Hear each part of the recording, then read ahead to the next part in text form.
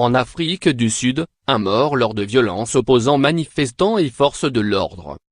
Un garçon de 16 ans a été tué par balle par la police, a déclaré à l'AFP le porte-parole de la police des polices Mose Dlamini, précisant que ses services enquêtaient sur les circonstances du drame.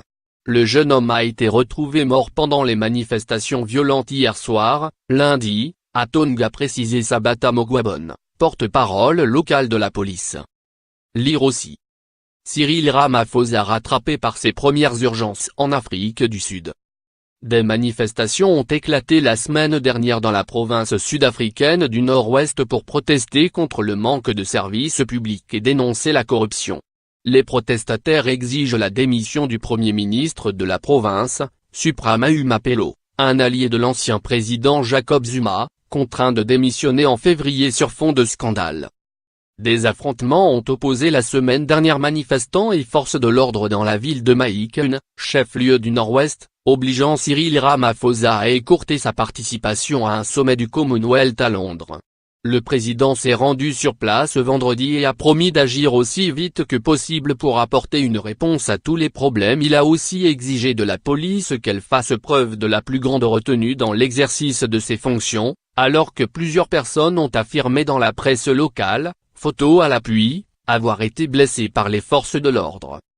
Lire aussi. L'ère Ramaphosa s'ouvre sous le signe de l'austérité pour l'Afrique du Sud. Le week-end a été calme à Mahikune, mais la colère s'est propagée lundi à une autre ville de la province, Tonga, située à près de 300 km plus au sud.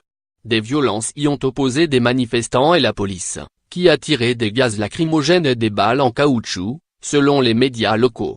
Des magasins ont été pillés et des bâtiments incendiés. Mardi, des manifestants ont de nouveau barré une route nationale, selon Sabata Mogwabon. Les brusques flambées de violence urbaine, désignées sous le nom d'émeutes pour l'amélioration des services publics, sont quotidiennes ou presque en Afrique du Sud. Mais le déplacement d'un président pour ce genre d'incident reste exceptionnel. Notre jeune démocratie a été prise en otage par une clique égoïste déterminée à accumuler le plus de richesses possible, tandis que la majorité de la population est sans emploi, a dénoncé mardi le principal parti d'opposition, l'Alliance démocratique, DA. Les accusations contre Supramau Mapelo sont multiples, a-t-il ajouté, citant l'attribution récente d'une bourse universitaire de 1 million de rands, près de 70 000 €, au fils du Premier ministre de la province, l'effondrement du système de santé et l'achat de bétail destiné à Jacob Zuma pour 1 million de rands. Lire aussi. Jacob Zuma est poursuivi pour corruption en Afrique du Sud.